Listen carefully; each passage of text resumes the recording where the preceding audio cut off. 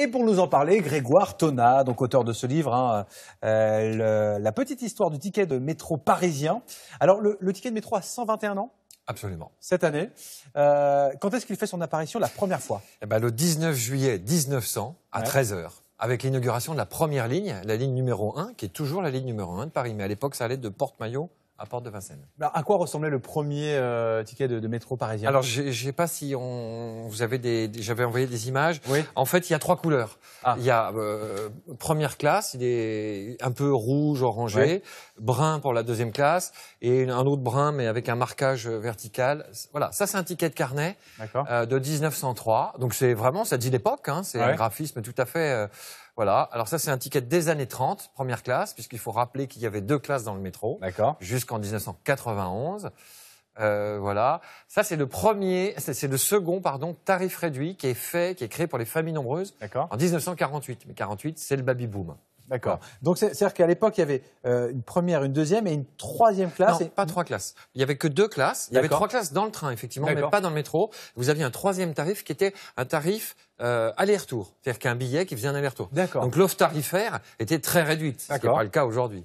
Et après, donc, ça a évolué. Donc, cette offre tarifaire, en fait, l'évolution du ticket sur le prix, sur l'offre, sur la couleur, sur la typographie, elle n'est que le reflet de l'évolution des modes de transport et donc des modes de vie. On a vu tout à l'heure un ticket de 1948. 48, c'est la fin du baby-boom. On crée une tarification pour les familles nombreuses.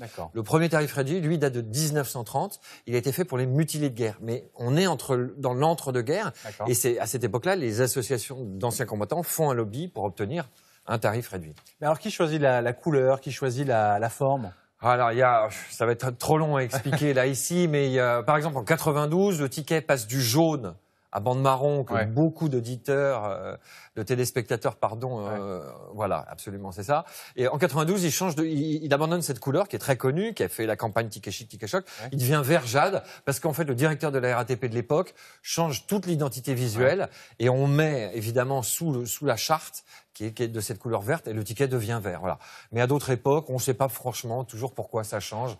Pendant la guerre, c'est du ticket récupéré, régénéré, donc il a une couleur un peu grisâtre, ce qu'on appelle les cartonnettes de guerre. Voilà.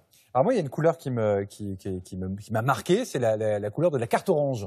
Ouais. Alors, je ne sais pas si vous avez connu Jonathan et Mathilde, mais je ne crois pas. Si je suis plutôt relativement vieux. Donc j'ai connu cette carte. Vous avez connu la carte orange, la fameuse. C'est ma carte orange, ça, en plus. Ah, c'est la vôtre? Oui, oui. Voilà, j'avais 11 ans, j'ai un peu changé. J'ai pas tout à fait super belle signature, vraiment. Voilà, très belle signature. Hein. Alors, pour la carte orange, en fait, elle est créée en 75 et c'est un succès immédiat. C'est un vrai progrès social pour les usagers. Pourquoi? Parce qu'en fait, vous avez une offre forfaitaire sur une durée limitée, mais vous avez un usage illimité. Donc, au début, c'est 1 mois ou 1 an. Après, il y a eu d'autres offres à la semaine, etc.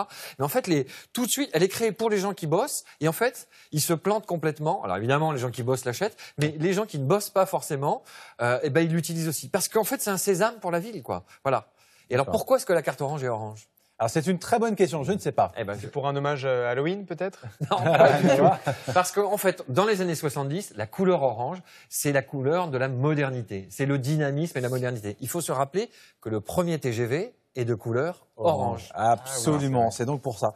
Si on devait comparer justement le prix du ticket de métro parisien à celui des autres...